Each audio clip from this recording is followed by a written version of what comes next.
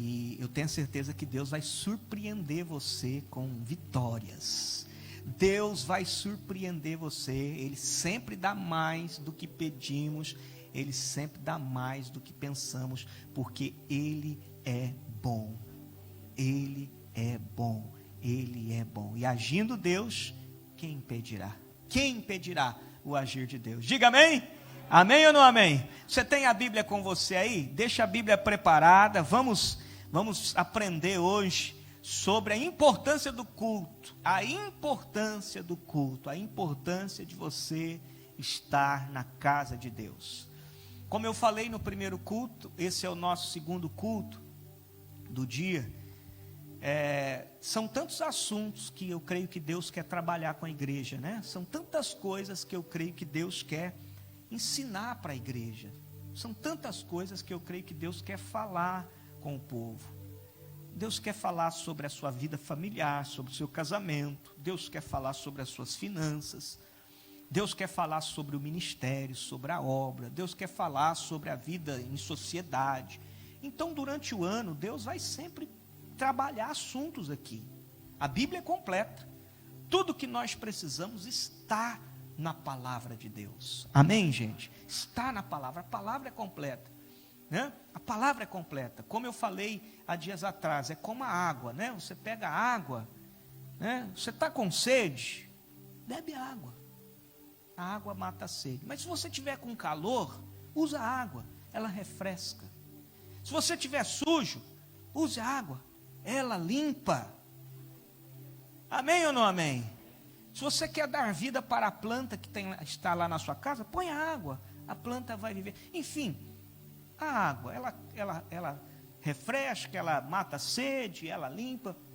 É a palavra. A palavra vai, às vezes, repreender, às vezes trazer ânimo, às vezes vai trazer orientação, às vezes inspiração. A palavra tem tudo. Todos os assuntos, a palavra vai sempre resolver. Então, durante o ano, Deus vai falar aqui, nos cultos, e assuntos, temas, e você vai ser abençoado. Mas hoje, eu quero falar desse tema em específico. Como eu disse, eu posso estar repetindo, mas talvez seja o único culto, a única vez do ano que eu vou falar sobre isso. Mas é importante você saber. Vamos começar em Atos, capítulo de número 21, versículo 30. A importância do culto, a importância da congregação. E a gente começa em Atos 21, vamos ler só um versículo, depois nós vamos para outros textos. É bom que você anote cada um dos versículos para você conferir na sua Bíblia, né? Essa é uma mensagem para você depois ouvi-la novamente. Vai estar disponível aí no YouTube, você pode ouvi-la quantas vezes você quiser. Atos 21, diga amém? Só o versículo 30, tá bom, aqui para a gente começar, é o botão iniciar aqui, ó, o 30, diz assim: toda a cidade se agitou com essas acusações, e houve grande tumulto. A multidão agarrou Paulo e o arrastou para fora do templo. E imediatamente foram fechadas as portas. Diga amém? Começamos aqui com esse versículo. Não vamos estudar o contexto, o antes e o depois, mas só para você entender o que eu quero passar aqui. A Bíblia diz que houve um tumulto lá, e nesse tumulto, a cidade se alvoroçou, agarraram Paulo e arrastaram Paulo para fora do templo. E o texto diz: quando o arrastaram para fora do templo, imediatamente as portas foram fechadas. Eu quero que você entenda aqui o seguinte, irmãos. Há uma promessa de Deus, de que enquanto nós estivermos na igreja do Senhor, enquanto nós estamos na casa de Deus, servindo a Deus, debaixo da cobertura da igreja, as portas do inferno não podem contra a igreja. Mas a partir do momento que você deixa o corpo, que você deixa a igreja, que você sai do templo, da comunhão dos irmãos, imediatamente o texto diz lá, as portas se fecharam. Satanás, ele conhece a palavra de Deus, conhece a Bíblia, conhece as promessas nela contidas, e ele vai trabalhar arduamente, se for necessário, para fazer o que aconteceu ali no versículo. Agarraram Paulo e o arrastaram para fora. Imediatamente as portas se fecham. Esse ano, você precisa se decidir, você precisa se posicionar para não deixar a casa do Senhor. A gente vai falar disso, você vai ver na Bíblia, o que a Bíblia diz.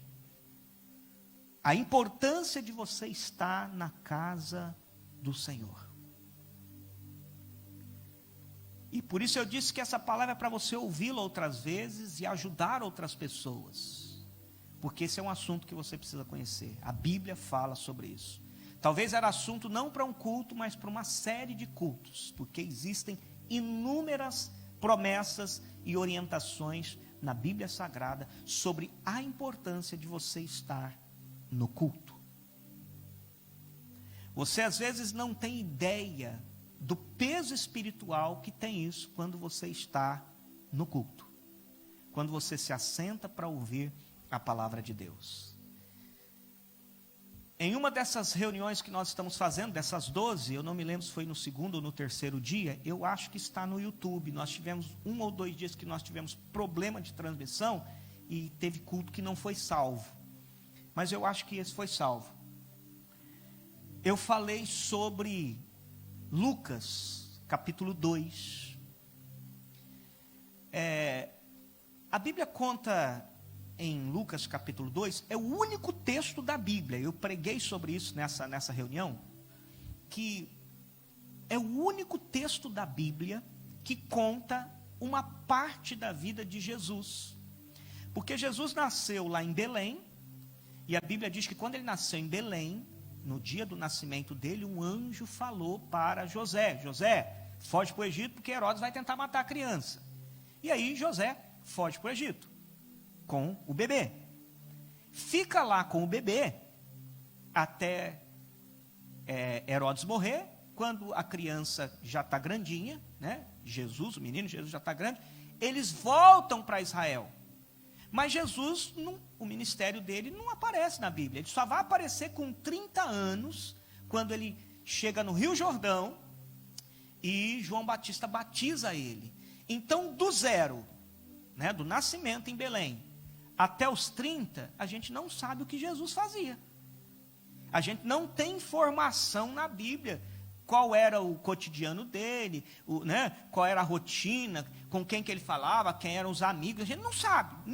Nenhum autor, nenhum evangelista trata desse assunto, exceto Lucas, que no capítulo 2 conta um dia da vida de Jesus aos 12 anos. Só lá em Lucas, é o único lugar da Bíblia, é o único lugar da história que mostra ali um dia na vida de Jesus, e ele tinha 12 anos. E o que o texto mostra? Eu não vou pregar de novo, porque eu já preguei numa dessas reuniões há dias atrás. Mas só para me referir do versículo. Jesus tinha 12 anos e os pais iam a Jerusalém anualmente para adorar em Jerusalém, como era costume de todo judeu. E a Bíblia diz que naquela ocasião eles desceram a Jerusalém para adorar.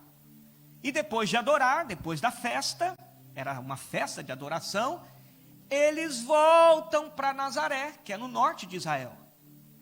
E quando eles estão voltando para Nazaré, geralmente viajavam-se em caravanas grandes, várias pessoas da família e da cidade iam todo mundo junto. Eles estão voltando para Nazaré, Maria e José, com os outros filhos que tinham e a família que estava ali, eles procuram por Jesus, e cadê Jesus? Eles não acham Jesus. No meio dos parentes, cadê o tio? Está aqui, não está? Está com as crianças? Não está. Jesus não está no meio da caravana que viaja. E o texto diz que então eles pegam e voltam para Jerusalém, desesperados, né? Como uma mãe que já perdeu um filho alguma vez? Quem já perdeu um filho no mercado, no shopping, sabe como é que é, né? Ou não é? Né? Imagina, a gente já perdeu uma vez. O João saiu e foi correndo, e eu falei, Pedro, vai com ele. E o João correu e sumiu, e o Pedro, e cadê o Pedro? Quando eu cheguei, a pastora estava no Pingo Doce lá, falei, bem, cadê o Pedro? Foi com você. Eu falei, não, foi com o João e tal. João, cadê o Pedro? Estava com você. E aí? Cadê o Pedro? Tal. E foi coisa de 5 minutos. A Bíblia diz que eles perderam Jesus por 3 dias. Maria devia estar desesperada. José desesperado. Até então, porque eles sabiam da profecia a respeito do menino. Sabia que eles tinham mudado para o Egito, porque o menino tinha sido jurado de morte. E veio na cabeça, Herodes achou ele. Herodes já tinha morrido, mas sei lá, o filho de Herodes ou qualquer um, descobriram, cadê o menino? E a Bíblia diz que eles ficaram desesperados. E eles chegam em Jerusalém, e eles vão na feira, onde as pessoas passavam, e vão no mercado, e eles vão no parque, onde as crianças poderiam estar, e eles vão e procuram na cidade toda, desesperados. Até que eles chegam no templo. E quando eles chegam no templo, eles se deparam com uma cena.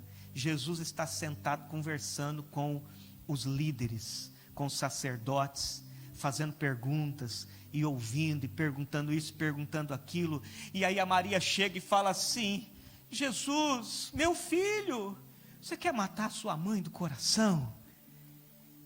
Menino, por que você fez isso? Nós estamos te procurando há 3 dias, já reviramos a cidade. E aí Jesus fala, talvez as palavras mais importantes dessa época da vida dele, porque só essas palavras estão registradas. A gente não tem palavra nenhuma que Jesus falou antes dos 30 anos, a não ser essas palavras. E foi o que eu preguei aqui naquele culto. E eu acho que se essas palavras, você sabe que quanto mais raro é uma pedra, mais caro ela é, sim ou não?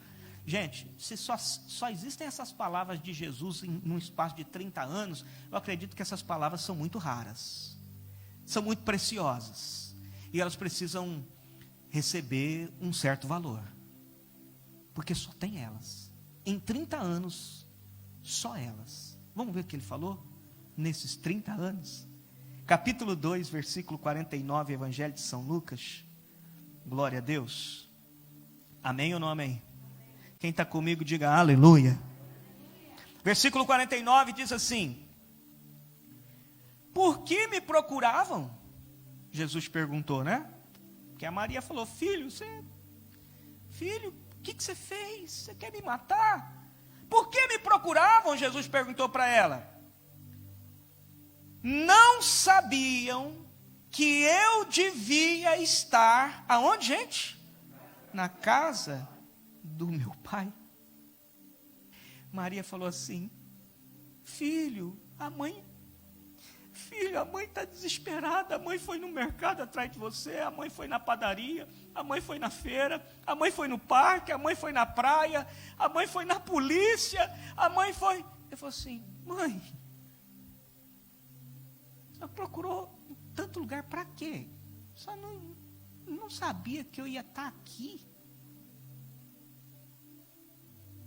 Só está procurando, por que só está me procurando lá? Não sabia que eu estaria na casa do meu pai? Digam amém. Em outras palavras, Jesus estava dizendo assim, se tem um lugar que eu estaria é aqui. Quer me achar? Vai no templo. Jesus estava dizendo assim, mãe, a gente só vem aqui uma vez por ano, em Jerusalém. Por isso eu fiquei mais. Eu quero ficar aqui, eu não quero voltar. É aqui. E eu estou falando hoje sobre a importância do culto. Se Jesus, o Filho de Deus, não fez questão de ir embora com a família, não fez questão de ir para outros sítios, ele queria estar a ouvir no templo. eu acho que a gente precisa dar atenção a essas palavras. Digam amém. E a minha oração é que nós tenhamos pessoas com essa mentalidade. Eu oro e sonho o dia que nós vamos ter jovens na igreja e adolescentes na igreja e crianças na igreja que vão dizer para os pais: pai, olha, eu quero ficar na igreja no domingo, eu vou ficar para o culto da tarde. O pastor falou que vai ter um culto especial, eu quero ficar. Eu quero mais. Que pais vão me ligar e falar: pastor, fala aí com o menino não quer vir embora. Fala aí, não quer vir embora. Aí eu falar: vem você também, vem para cá. Porque as pessoas vão querer ouvir Deus, querem estar na presença de Deus. Eu creio que vai chegar essa hora, e que já chegou essa hora, em que as pessoas não vão ficar olhando assim, né? Porque antigamente os cultos eram 2h30, aí baixou para 2. Hoje os cultos têm 1h, 1h30. Tem gente que está falando: pastor, 40 minutos acho que basta. Se você reparou, e você já anda com Jesus há algum tempo a mais, repare que os cultos estão cada vez ficando menores.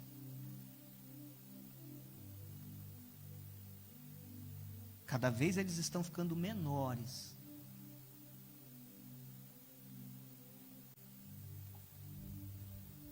E eu quero que você entenda que as palavras de Jesus registradas aqui são: por que me procuraram em outros lugares? Vocês não sabiam que eu estaria na casa do meu Pai? A importância do culto, a importância de você estar na casa do Senhor, que em 2022 você possa se lembrar. E hoje é Santa Ceia, né? Eu quero que você reflita sobre isso. Quando chegar o mês de dezembro, que nós formos realizar a última Santa Ceia do ano, eu quero que você olhe para trás e diga assim: eu me lembro daquela palavra que o pastor pregou na primeira Santa Ceia, de estar na casa do Senhor. Diga amém. Vamos para o livro de Salmos. Como eu falei para vocês, não é assunto para um culto só, mas nós vamos tentar resumir aqui e mostrar dentro da Bíblia para você. Salmos capítulo 27 é interessante porque a Bíblia diz que tem um único homem na Bíblia, um único, que a Bíblia chama ele de um homem segundo o coração de Deus, né? A Bíblia diz que esse homem era um homem segundo o coração de Deus, ou seja, era alguém que pensava, ou tinha assim, uma forma bem próxima de pensar e agir como o próprio Deus. Esse homem é Davi, um homem segundo o coração de Deus. Então, se a Bíblia diz que um homem segundo o coração de Deus era alguém que pensava como Deus, que tinha uma proximidade no seu relacionamento com Deus, que as suas atitudes eram como as de Deus, a gente precisa prestar atenção no que esse homem falou. Digam amém? Lá no Velho Testamento, em que as pessoas não tinham o Espírito Santo ainda, o Espírito Santo só foi derramado na igreja em Atos 2. Mas lá no Velho Testamento ele já entendia como era o coração de Deus. Então a gente precisa prestar atenção nas coisas que ele disse. E no Salmo 27, no versículo 4, ele disse uma coisa muito interessante. Eu quero que você acompanhe comigo, que diz assim, ó, Salmo 27, vamos ler? Versículo 4, diz assim, nessa tradução aqui, diz assim, verso 4, uma única coisa que peço ao Senhor, o meu maior desejo, é morar na casa do Senhor todos os dias da minha vida, para contemplar a beleza do Senhor e meditar no seu templo. Diga aleluia. Amados, o homem que pensava igual Deus no Velho Testamento, que tinha um coração mais próximo do coração de Deus, um coração igual ao de Deus, segundo o coração de Deus, ele falando sobre os seus desejos, ele disse: uma coisa eu tenho pedido ao Senhor, uma só, eu quero estar na casa de Deus todos os dias da minha vida. Eu quero aprender no templo, eu quero estar ali, contemplar Deus, eu quero estar na casa do Senhor. Aleluia. Eu quero estar ali, eu quero estar ali, eu quero estar ali. Eu estou falando sobre a importância do culto. Você precisa ouvir essa palavra e esse ano se posicionar. Você precisa esse ano falar: espera aí, se Davi era um homem segundo o coração de Deus e queria estar no templo, se Jesus, filho do Deus Altíssimo, quando a mãe procurou ali por todos os lugares, falou: mãe, me procurou na feira para quê? Eu não ia estar na feira, eu ia estar no templo. Senhor, eu preciso ter compromisso com o Senhor esse ano.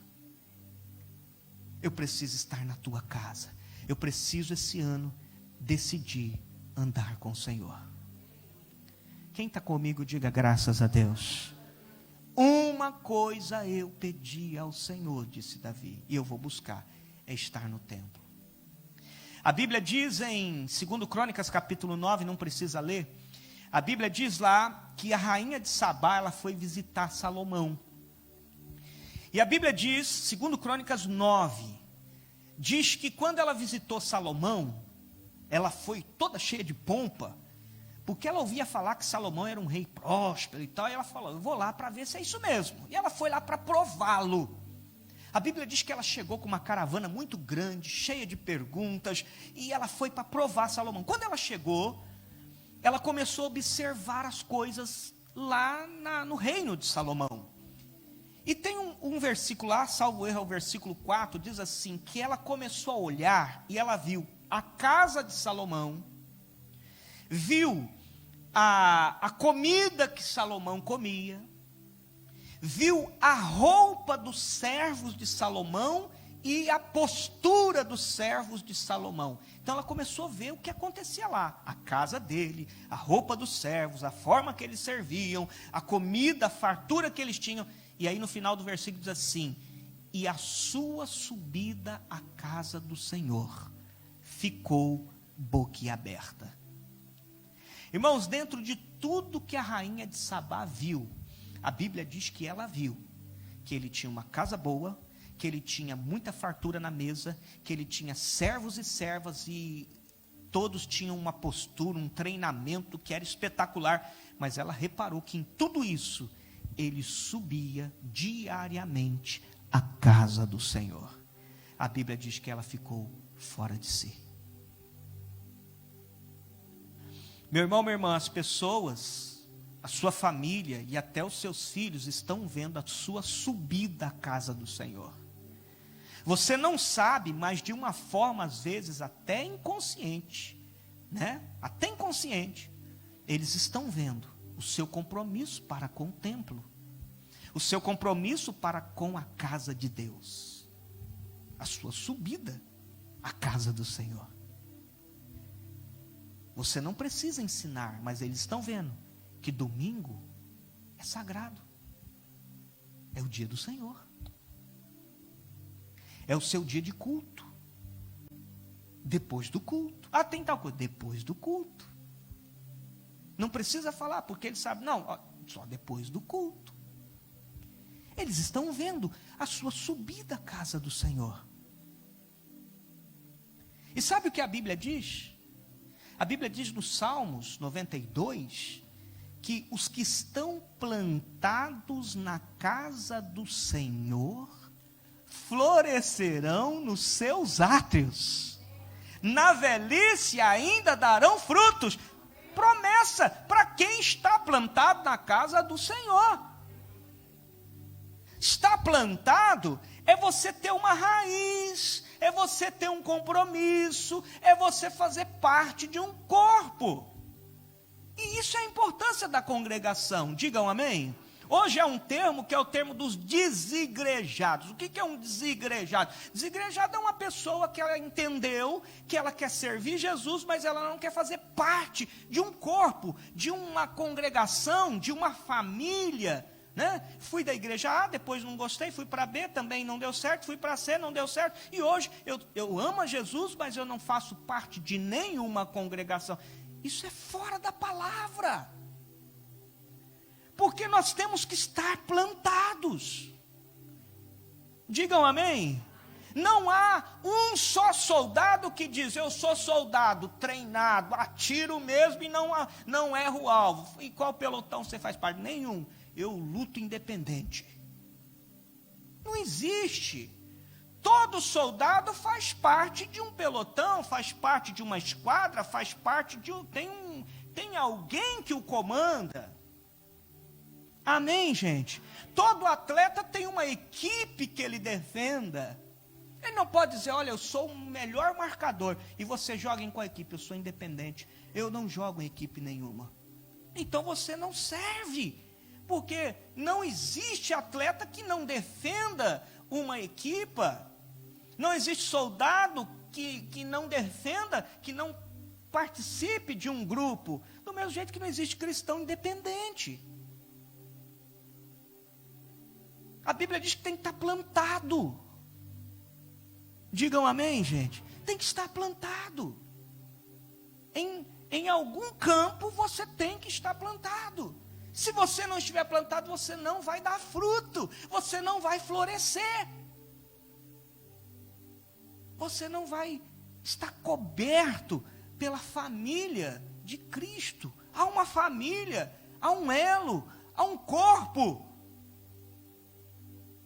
E eu volto a apertar a mesma tecla. Nós estamos falando hoje, e talvez seja o único culto do ano que eu vou falar sobre isso, mas nós estamos falando sobre a importância do culto.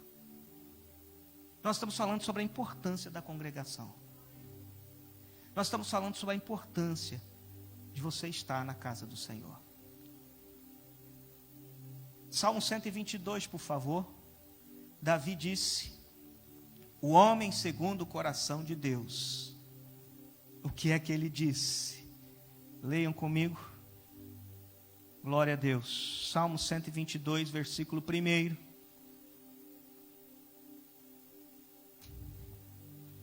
Podemos ler? Aleluia. O que é que diz? Alegrei-me. Quando me disseram: vamos aonde? Oh, aleluia.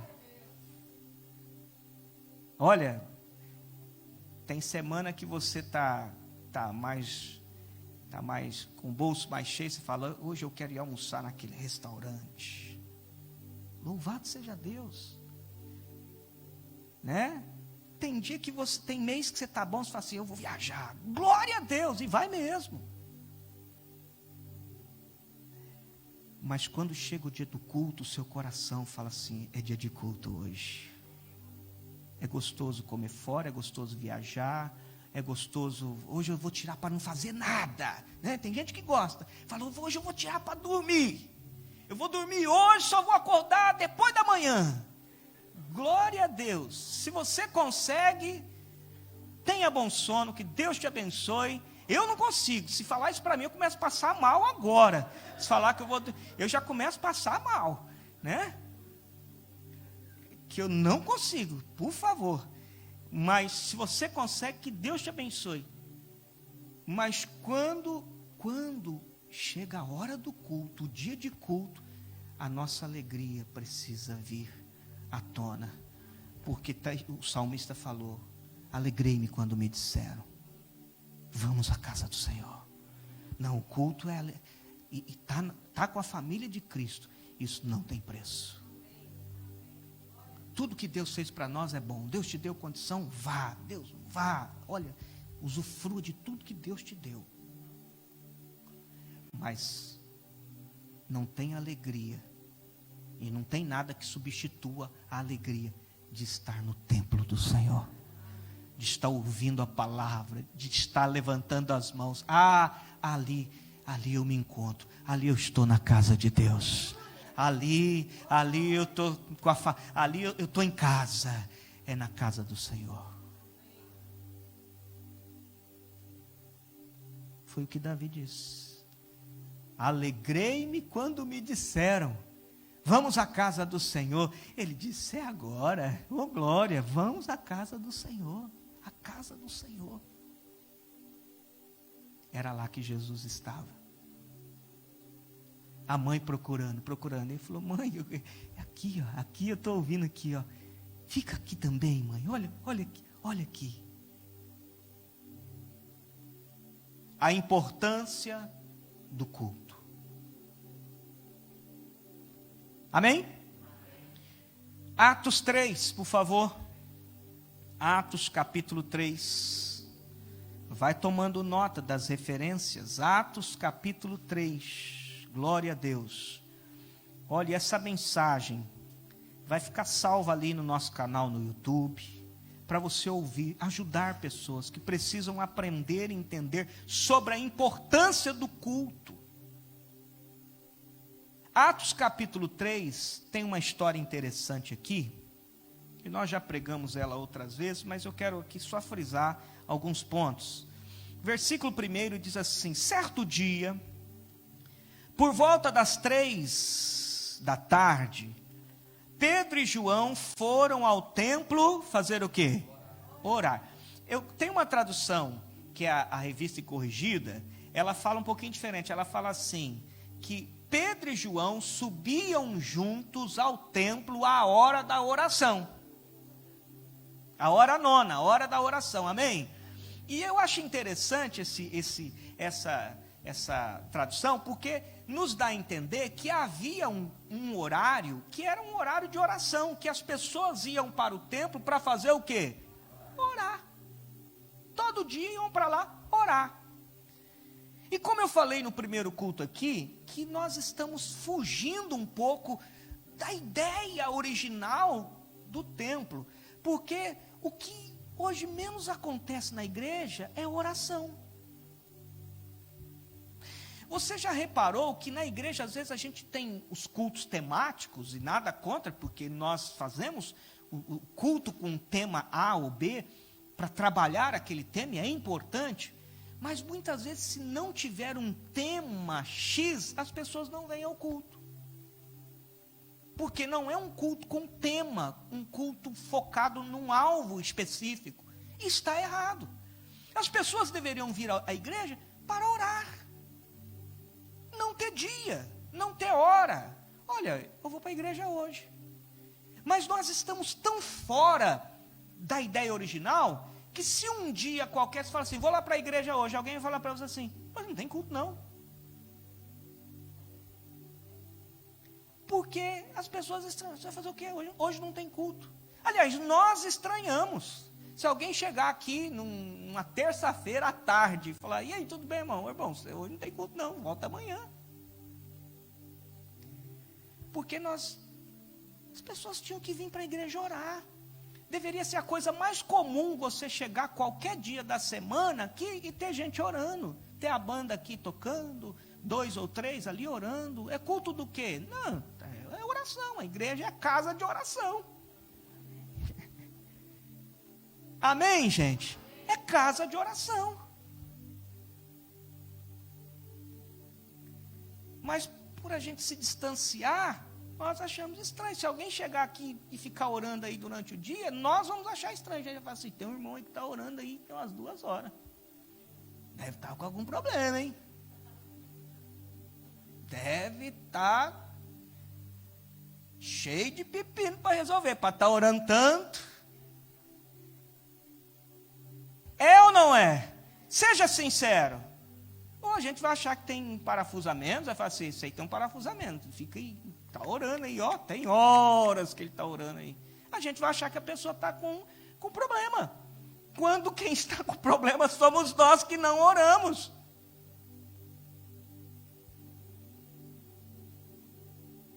Amém? Era para ser a coisa mais comum, as pessoas virem para a igreja para orar. E chegarem aqui, tem alguém adorando e orando, e oração. Hoje não é um culto temático, não é um culto com tema A ou B, mas as pessoas estão orando. E é o que a gente entende aqui, que Pedro e João foram para o templo orar. Não era dia X, não era o culto tal, mas eles iam, vamos orar? Vamos lá para a igreja orar. Vamos para o templo, vamos orar. E foram orar. Nós precisamos orar. Digam amém. Olhe para o seu irmão e diga, você precisa orar. Aí alguém diz assim, pastor, mas pastor, estou orando bastante, pastor, olha, eu vou para o trabalho todo dia, é 40 minutos de trânsito, é 1 hora, eu ponho lá a música lá, pastor, eu vou orando ali. Olha, louvado seja Deus pela tecnologia e as facilidades, mas ali, você está aproveitando um momento para orar. Mas você imagina que se você conversar com a sua família assim, tipo assim, você vai conversar com a pessoa, né? Preciso falar com você, a pessoa assim, vai falando aí que eu estou ouvindo. Fala aí, vai falando. Vai falando que eu estou cozinhando aqui. Então, mãe, vai falando, filho, vai falando, eu estou ouvindo. Fala aí, eu estou ouvindo aqui, estou limpando aqui. Tá, vai falando, ok? Você vai falar assim, olha, não, uma hora que você tiver tempo a gente senta e conversa, mas assim não. Toda vez que vai falar, você está limpando, está varrendo, está lavando, está conduzindo, está no outro telefone. Oi, fala. Tá. Peraí. Não dá. A hora que você parar, a gente senta e conversa. Porque tem horas que você precisa falar e fazer outra coisa, que você tem que despachar. É verdade, é ou não é? Tem hora que você vai falar com a pessoa, vai falando aí que eu estou fazendo aí. Beleza, você fala que é algum assunto. Mas tem hora que você quer curtir a pessoa. Concorda comigo? Sim ou não? Não. Vamos sentar aqui, agora nós vamos curtir aqui, nós vamos conversar. São os pais, é o casal. Senta aqui, vamos curtir agora. Agora eu vou curtir você. Então com Deus também. Tem hora que você precisa resolver despachar. Você está ali, Senhor, dá uma benção aí agora, Deus. Misericórdia. Você está no seu afazer e conecta rapidinho ali e recebe a resposta. Ok, mas tem hora que você tem que curtir o Senhor e o Senhor quer curtir você também. Aí você tem que parar ali e ficar na casa do Senhor. Agora, responda para você, será que os nossos cultos não estão sendo tão rápido que Deus não consegue curtir a gente? E nem a gente curtir o Senhor? Entenda no bom sentido, amém, gente? Está tudo tão programado, tão certo, se não terminar em 5 minutos, eu vou embora, pastor. Que Deus não consegue curtir a gente, e a gente não consegue curtir Ele.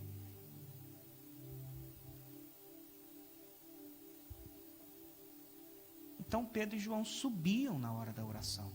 Eles iam lá orar, ouvir Deus.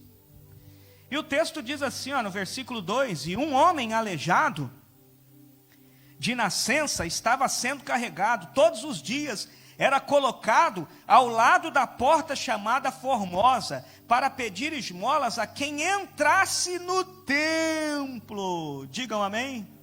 Eu já preguei sobre isso aqui, que a Bíblia diz que todo dia eles traziam um paralítico, um aleijado, colocava na porta do templo. O homem não entrava não, para receber oração, para ser ministrado. Ele era colocado na porta para pedir esmola, sabe para quem? Para quem entrasse. Por que ele não pedia para quem saía? Ele só pedia para quem entrava. Em outras palavras, gente, eu já falei sobre isso aqui, que ali era um espírito que roubava o templo. Porque a vida financeira do homem não mudava, no entanto, ele era trazido a vida inteira ali. Então ele não prosperava. E nem era curado. E ele pedia dinheiro para quem entrava no templo. Quem entra no templo com dinheiro está pensando em quê? Em ofertar. Ele roubava as ofertas do templo. E não entrava no templo. E nós já falamos, já preguei sobre esse aleijado aqui, que ele ficava ali recebendo dinheiro do templo. A gente tem que tomar cuidado com isso. A pessoa ficava com dó, ajudava o aleijado e entrava no templo e não ofertava. Ele roubava o templo. Não é errado fazer caridade. Errado é fazer caridade com o seu dízimo. Pastor, esse mês eu não dei o dízimo porque eu dei uma cesta básica para uma família necessitada. Olha, sua atitude é nobre em ajudar a família. Agora, você pecou porque o dízimo não é seu. O dízimo você entrega no altar, você não faz caridade. Amém, gente? Dízimo você não faz caridade com ele. Caridade você faz de outra forma. É nobre fazer caridade. Errado é fazer caridade com dinheiro que não é da caridade. Que é para que haja mantimento na minha casa, Malaquias 3, versículo 8. E o dízimo é para manutenção da obra, não é para caridade. Caridade é outro dinheiro. Então aquele paralítico ficava ali roubando, até que Pedro chegou e ele pediu para Pedro. Aí Pedro falou: hoje esse espírito de miséria vai cair por terra. Pedro falou: não tenho prato, não tenho ouro, mas eu vou te dar algo aqui que vai mudar a sua vida. Orou por ele, libertou o homem, a Bíblia diz que ficou curado. E olha o versículo de número 8, verso 8. De um salto, ele se levantou e começou a andar. Em seguida, caminhando e saltando e louvando a Deus, o que ele fez, gente? Agora o homem estava curado, saiu aquele espírito, agora ele vai para a igreja, agora ele entra no templo. Ele passou a vida inteira na porta do templo pedindo. Agora ele podia entrar no templo, agora ele podia louvar a Deus. Meu irmão, minha irmã, a importância do culto, a importância de você estar na casa de Deus, de você entrar, de você participar, de você ser ativo. Quem recebe de Deus, quem é curado por Deus, quem recebe o Espírito, está no templo, louvando, saltando, participando. Não está na porta, não está pedindo, está envolvido, está lá dentro, está junto. Depois você lê esse texto, a Bíblia diz que as autoridades ficaram com raiva e mandaram chamar Pedro e tal, e começaram a interrogar e tal, e a Bíblia diz que olhando, viu que o homem tinha apegado-se a Pedro, estava junto, e agora o homem estava junto. Pedro está para lá e o homem vai atrás, e João vai para lá e o homem está atrás, e o homem passou a fazer parte daquele movimento. Pessoa que é abençoada por Deus, ela passa a fazer parte do movimento, ela passa a estar junto, ela está envolvida. É envolvido, é dentro do templo, a importância do culto. Eu vou fechar, vamos para Hebreus capítulo 10, nós vamos ler o último versículo aqui. Eu tenho certeza que o Espírito Santo falou no seu coração aí. Ouça de novo, vai na Bíblia de novo, tem mais textos que falam sobre isso, mas hoje a gente não tem tempo para falar sobre todos os textos que falam da importância da gente estar na congregação, da gente estar junto, em família, da gente estar orando juntos, da gente ter cultos de oração, da gente estar presente, de nós não nos ausentarmos. Mas eu quero terminar em Hebreus capítulo 10, vamos ler só o versículo 25. Amém? Nessa tradução diz assim, ó, a tradução que eu tenho aqui, diz assim: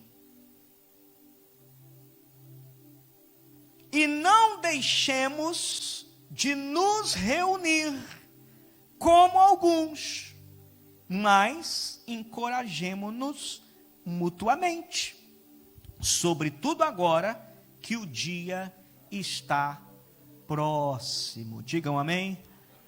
Mas tem uma tradução que diz assim: não deixei as vossas congregações, como é costume de alguns, ainda mais que já estão vendo que o dia está chegando. Quem acredita que o dia de Jesus está vindo, que a volta de Jesus está chegando? Os sinais estão aí, sim ou não? Não precisa nem estudar escatologia para saber que Jesus está voltando, concorda? Não precisa nem estudar muito esse assunto para saber, para concluir que Jesus não tarda. Aí o apóstolo diz assim: irmãos, visto que aquele dia está chegando, Não deixe de se reunir. Não abandone a congregação.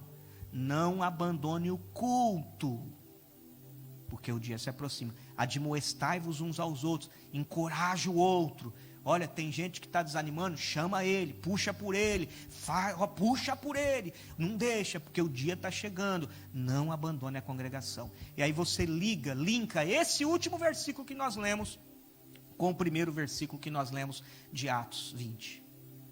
Agarraram a Paulo, arrastaram ele para fora do templo, e logo as portas se fecharam.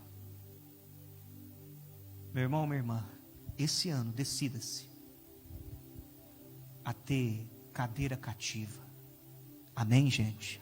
Não é ser um crente de cadeira só não, mas a ser presente, a estar ali, a fazer parte, a ser um membro ativo, a exercer o seu papel na casa de Deus.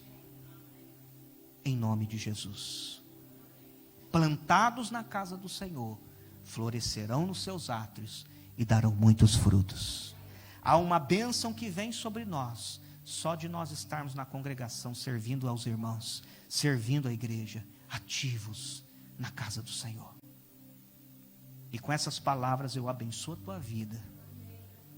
E eu creio que quando chegar no final do ano, você vai olhar para trás e vai falar assim: venci, pastor, foi o ano todo ali, aquela palavra me ajudou. Eu estou plantado na casa do meu Deus.